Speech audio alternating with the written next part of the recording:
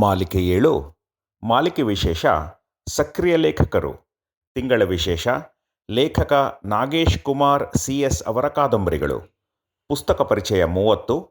ಪುಸ್ತಕದ ಹೆಸರು ರಕ್ತಚಂದನ. ಲೇಖಕರು ನಾಗೇಶ್ ಕುಮಾರ್ CS. ಅಭಿಪ್ರಾಯ ವಿಜಯ SP. ಓದುತ್ತಿರುವವರು ದೀಪು ಸುರೇಂದ್ರನಾಥ್. ಕಥೆಗಳನ್ನು ಕಟ್ಟುತ್ತೇವಾ ಹುಟ್ಟಿಸುತ್ತೇವಾ ಎಂದರೆ ಎರಡೂ ಅಲ್ಲ. ಅವುಗಳನ್ನು ಬರೆಯುತ್ತೇವೆ ಎನ್ನುವುದೇ ಸೂಕ್ತ ಎನ್ನುತ್ತೇನೆ ನಾನು. ಕಾರಣ, ಕಥೆಗಳು ಈಗಾಗಲೇ ಬದುಕಿನ ಗತಿಯಲ್ಲಿ ಹುದುಗಿಕೊಂಡಿರುತ್ತದೆ. ದಿನ ದಿನ ಘಟಿಸುತ್ತಿರುತ್ತವೆ, ಮಣ್ಣೊಳಗೆ ಬಿದ್ದ ಬೀಜದಂತೆ. ಕಥೆಗಾರ ಅಥವಾ ಕಥೆಗಾರ್ತಿ ಮಾತ್ರ ಈ ಕಥೆಯ ಎಳೆಯೆಂಬ ಈ ಬೀಜವನ್ನು ಗುರುತಿಸುತ್ತಾರೆ. ಅದನ್ನು ಎದೆಯೊಳಗೆ ಹುದುಗಿಸಿಕೊಂಡು ಆರೈಕೆ ಮಾಡುತ್ತಾರೆ. ಚಿಂತನೆಯ ಪುಷ್ಟಿ ನೀಡಿ ಹದವಾದ ಹಂದರದಲ್ಲಿ ಹಬ್ಬಿಸುತ್ತಾರೆ. ಹಬ್ಬಿದ ಬಳ್ಳಿ ಕಂಡ ಓದುಗ ಸಹೃದಯರು, ಓ, ಇದೆಷ್ಟು ಸಹಜವಾಗಿದೆ, ಹೌದಲ್ಲ, ಇಲ್ಲಿರುವುದೆಷ್ಟು ನಿಜ, ಹೀಗೆಲ್ಲ ರಸಜ್ಞರಾಗುತ್ತಾರೆ, ಆನಂದಿಸುತ್ತಾರೆ. ಇದು ಎಲ್ಲರ ಕಣ್ಣಿಗೆ ಬಿದ್ದರೂ ಎಲ್ಲರೂ ಹೀಗೆ ಮಾಡಲಾಗದು. ಆದ್ದರಿಂದಲೇ ಸಮರ್ಥ ಕಥೆಗಾರ ಅಥವಾ ಕಥೆಗಾರ್ತಿ ಇಲ್ಲದೆ ಕಥೆಗಳು ಕಾಣಲು ಸಿಕ್ಕರೂ ಓದಲು ಸಿಗಲಾರವು. ಇಂತಹ ಒಬ್ಬ ಸಮರ್ಥ ಕಥೆಗಾರ ನಮ್ಮದೇ ಗುಂಪಿನಲ್ಲಿರುವ ಲೇಖಕರು CS ನಾಗೇಶ್ ಕುಮಾರ್. ಮೊನ್ನೆಯಷ್ಟೇ ಕನ್ನಡ ಸಾಹಿತ್ಯ ಸಮ್ಮೇಳನದಲ್ಲಿ ಪುರಸ್ಕೃತರಾದವರು. ಇವರ ಇತ್ತೀಚೆಗಷ್ಟೇ ಬಿಡುಗಡೆಯಾದ ಕಥಾ ಸಂಕಲನ ರಕ್ತಚಂದನ. 17 ಕಥೆಗಳನ್ನು ಒಳಗೊಂಡಿರುವ ಈ ಪುಸ್ತಕದ ಎಲ್ಲ ಕಥೆಗಳು ವಿಭಿನ್ನವಾಗಿವೆ. ಈ ಪುಸ್ತಕದಲ್ಲಿ ಬಹಳಷ್ಟು ಕಥೆಗಳು ಅಪರಾಧ, ಕೊಲೆ, ಕಳ್ಳತನ ಇತ್ಯಾದಿ ಪತ್ತೇದಾರಿಕೆಗೆ ಒಳಪಡುವ ಕಥೆಗಳೇ ಆಗಿವೆ. ಅಂದ ಮಾತ್ರಕ್ಕೆ ಅದೇ ವಸ್ತು ಎಂದು ತಿಳಿಯಬೇಡಿ. ಸಾಮಾಜಿಕ, ಯುವ ಪೀಳಿಗೆಯ ಸಂದೇಶವಿರುವ, ಸನ್ನಡತೆ ಎತ್ತಿ ತೋರುವ ಕಥೆಗಳೂ ಇವೆ. ಇದಕ್ಕೆ ಉದಾಹರಣೆ ಮಾರುತಿಯ ಟ್ರೀಟ್.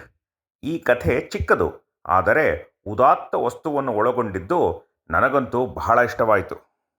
ಪೆದ್ದಾಗೆದ್ದ ಎನ್ನುವ ಕಥೆಯು ಅಪರಾಧದ ಕುರಿತಾದರೂ ಹಾಸ್ಯವನ್ನೂ ಬರೆಯಬಲ್ಲೆ ಎಂದು ತೋರಿಸಿದ್ದಾರೆ ಲೇಖಕರು.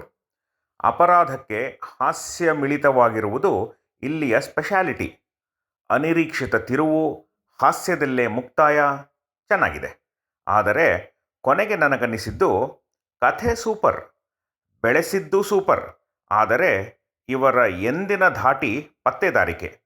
ಹಾಸ್ಯವಿಲ್ಲದ ಗಂಭೀರ, ನಿಗೂಢವಿದ್ದರೂ ಇನ್ನೂ ಚೆನ್ನಾಗಿರುತ್ತೇನೋ ಎಂದು. ಆದರೆ ಇದು ಕೇವಲ ನನ್ನ ಅನಿಸಿಕೆಯಷ್ಟೇ. ಶಾಂತಿ ಸ್ಫೋಟ ತುಂಬ ಹಿಡಿಸಿತು. ಇದು ಭಯೋತ್ಪಾದಕ ವಸ್ತುಗಳನ್ನೊಳಗೊಂಡ ಇಂದಿನ ತಲ್ಲಣಗಳ ಗಂಭೀರ ಕಥೆ.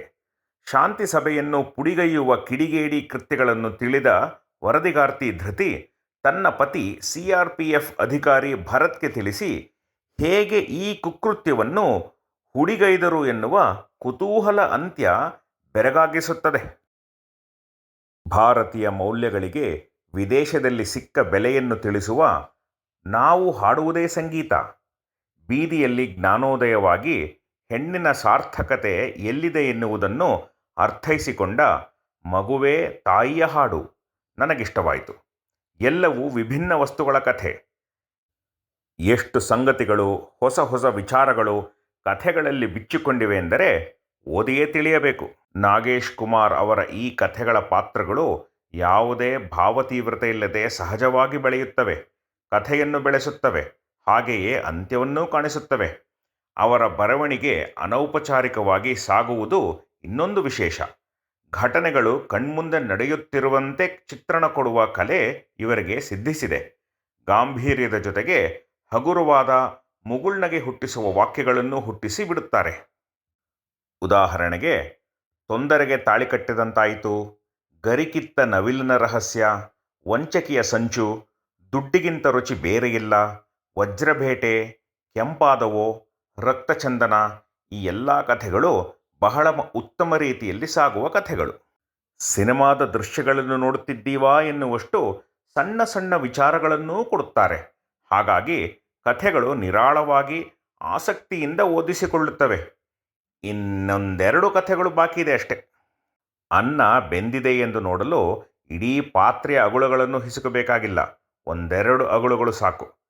ಬಹಳಷ್ಟು ಕಥೆಗಳು ಚೆನ್ನಾಗಿವೆ ಎನ್ನುವ ವರ್ಗಕ್ಕೆ ಸೇರಿರುವುದರಿಂದ ಉಳಿದ ಕಥೆಗಳು ಹೀಗೆ ಕುತೂಹಲಕಾರಿಯಾಗಿ ಓದಿಸಿಕೊಂಡು ಹೋಗುವುದೆನ್ನುವುದು ನನ್ನ ಭರವಸೆ. ನಾಗೇಶ್ ಕುಮಾರ್ ಉತ್ತಮ ಬರಹಗಾರರು. ಶುಭವಾಗಲಿ. ಉತ್ತಮ ಪತ್ತೇದಾರಿ ಕಾದಂಬರಿಗಳು ಇವರ ಬರಹದಲ್ಲಿ ಇನ್ನಷ್ಟು ಹೊರಬರಲಿ, ಓದುಗ ಪ್ರೇಮಿಗಳನ್ನು ತಣಿಸಲಿ. ನೀವು ಇವರ ಪುಸ್ತಕಗಳನ್ನು ಓದಿ ಆನಂದಿಸಿ. ಧನ್ಯವಾದಗಳು.